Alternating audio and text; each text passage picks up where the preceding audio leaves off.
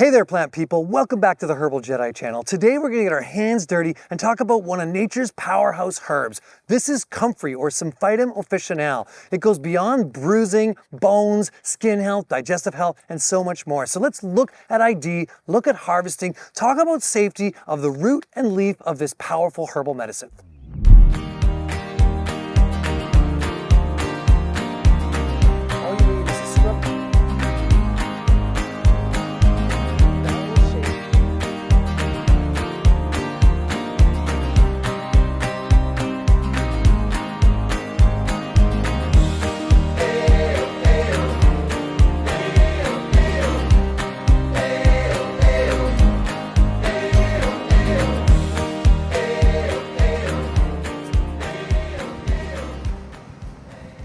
Comfrey, or Symphytum officinale, is a deep-rooted perennial plant in the borage family. Now there are some plants that look similar, like foxglove and borage and yellow dog, so let's do a bit of botany to make sure we have the right plant. Comfrey's leaves are oval to oblong with a pointed end, but the big identifier is that it has these hairs on the back. You can see that it has a lot of hairs along the midrib, the leaf, and even the stem. This is one of the key identifiers. Comfrey also has a purple to blue bell-shaped hanging flower. This is another easy identifier of this plant. Comfrey is often found in moist soils near stream beds, but also along the edges of the garden. It does like full sun, but it can handle shade, and it has this really deep taproot. So I'm gonna dig one up here for you, and we'll have a kind of a look. It's a dark black kind of root. Oh, that was easy. You see that it has this deep black taproot, and when you snap these, they're white on the inside and have a lot of moisture and mucilaginous compounds. When it comes to harvesting comfrey, we want to do that in the spring just as these flowers are coming on or before they do. You could chop this one down to the ground if you're just getting the leaves,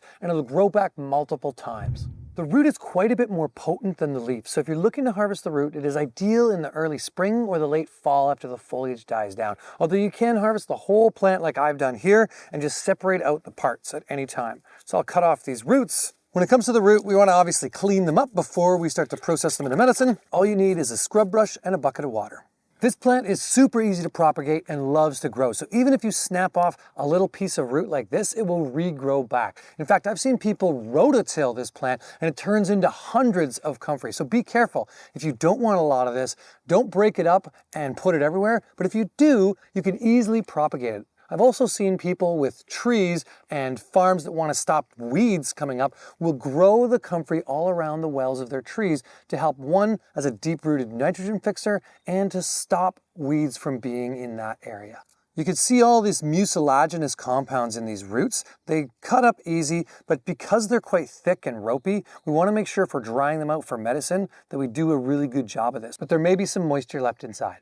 Comfrey has a rich history of use as medicine. It's traditionally grown in Asia and Europe, but it's now cultivated all over the world because of its benefits. Most of the traditional names of this plant have to do with its medicinal benefits in repairing tissues. So names like knitbone, boneset, bruisewort, slippery root, all of these have to do with its use for repairing damaged tissues and cellular regeneration. However, there's a lot of controversy to using this plant internally due to the paralyzidine alkaloids that are found in it. But let's talk about the other chemistry first.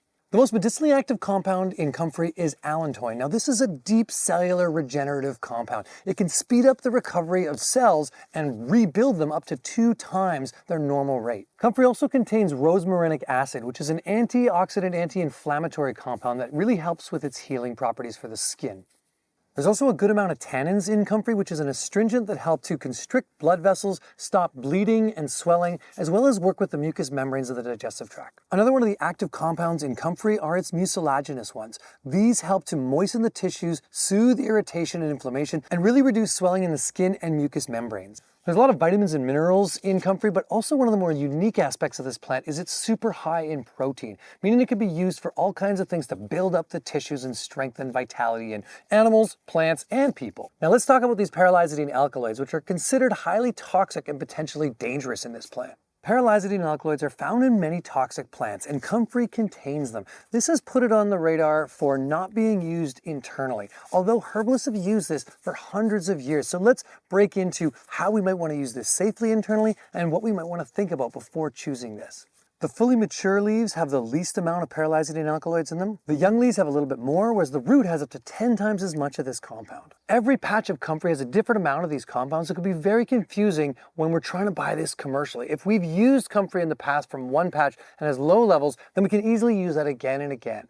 Now the challenge here is that this has been used for hundreds of years without any issues around liver damage, although because these compounds have been seen to do that, and lab tests with rats where they've been injected with them have shown to cause liver damage. Now it's been commercially banned to use comfrey internally as food or medicine. Because of comfrey's ability to help work with the mucous membranes of the digestive tract, as well as heal bones when drank in as a tea, a lot of herbalists still like to use it this way, although there's a big caution around this. As we've explored with the paralyzing alkaloids and the potential of liver toxicity, there are some ways to use this traditionally and with more safety in place. Firstly, if we are choosing to use comfrey internally, it should be done for short periods of time. Secondly, anybody who has liver damage or a history of liver issues in their family should not use this. Thirdly, if you're on different medications, you probably should avoid this one. And fourth, if you're pregnant or breastfeeding, this is a definite no-no. Lastly, it's best to work with a qualified practitioner if you do want to do this internally so you can monitor the dosage, make sure it's short, and do your own research before starting to consume herbs like comfrey internally. Due to all these precautions, comfrey is most commonly used externally, and there's a lot of ways that it can work with healing the body. All those tannins and mucilaginous compounds and that allantoin really help with deep cellular repair. So that means skin damage, whether it's inflammation or any kind of wound. Being careful though that it will help to regenerate the cells quite a bit faster than normal. So if you've got dirt in the wound, you might get abscesses or infections as the healing of the skin goes over top and then dirt gets stuck underneath. So make sure you only use this on clean wounds if you're using it externally that way. And make sure you don't use this on deep wounds or open infections where the skin may heal over too fast. To use this externally, we can either make it into an oil or a salve or a cream, or just as a poultice or compress. I found this really invaluable as a poultice and compress for sprains or strains or broken bones. In this way, we either just mash it up and all those allantoin and mucilaginous and tannin compounds turn into a bit of a juice, and that can just go externally right onto the skin. Or as a compress, we can do something similar where we wrap this with tissue.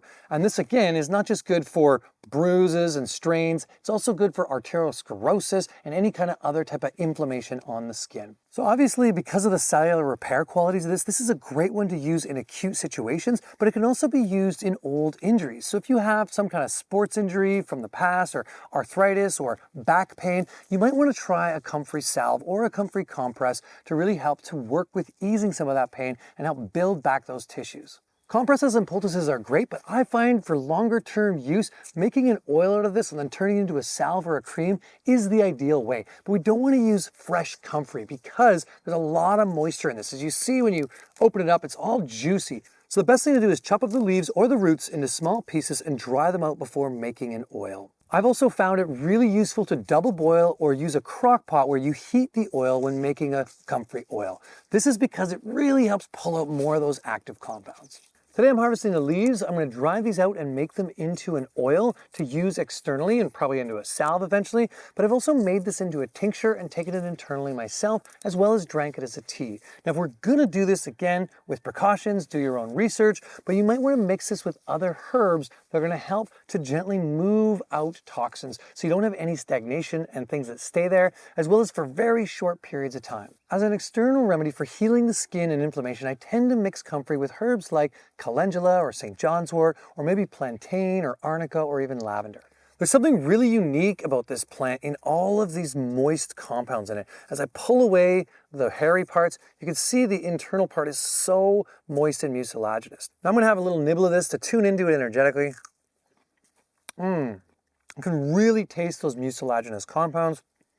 It's got a nice sort of thickness to it, which I know is healing for hot inflamed tissues. So this is a plant that you're going to want to think about when it comes to cooling down that hot inflammation in the body. So any of the itises, right? Bronchitis, you might make it externally, or inflammation of arthritis, right? Or eczema or psoriasis. These kind of things we might use this to cool down the heat if there's a hot tissue state. Now you notice I'm chewing on this a little bit.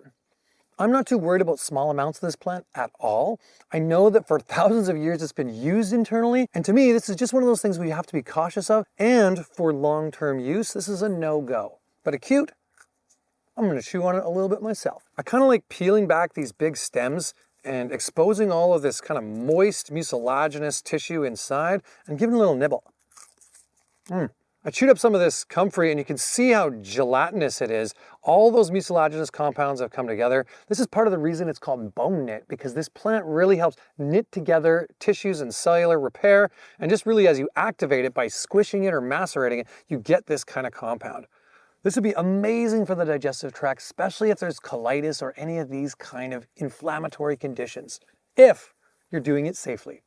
A lot of people like to take comfrey and use it as a root stimulator for their garden. So they'll make a tea with this, let it lightly ferment, sometimes adding things like horsetails and nettles to add more nutrition. But really, this one being high in protein stimulates the root growth and strengthens the immune system of the plants. So it's a common one used that way. Or a similar thing can be done for feeding chickens, giving them comfrey leaf to help to stimulate better egg production, or just really bulking up the birds and increasing their immune system in general. So not only is comfrey invaluable for us externally and possibly internally as a medicine, it also has great benefits for using in a permaculture farm design for either plant growth or animals. I want to get a couple more roots, so I'm just going to dig a few up here, kind of get around the plant,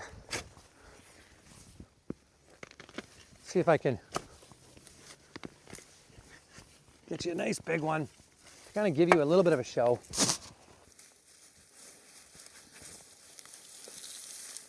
Kind of see some of these long tap roots. Oh yeah. Look at that.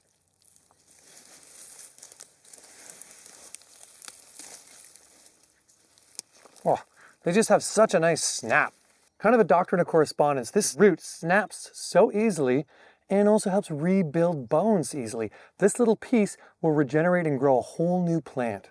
Just off one little plant, I got that many roots. Now I'm gonna wash these up and then chop them and dry them to be used later as medicine. All right, my friends, thanks for hanging out with me and learning a bit about comfrey, an invaluable medicine for external use and potentially internal. Let us know in the comments if you've worked with this plant, how you like to work with it. Do you grow it? Have you found different benefits from it? Are you worried about the paralyzers and alkaloids or any other such thing? Don't forget to subscribe and check out some of my other videos here for more plant wisdom. Until next time, stay grounded, stay green, and stay wild, my friends. May the forest be with you.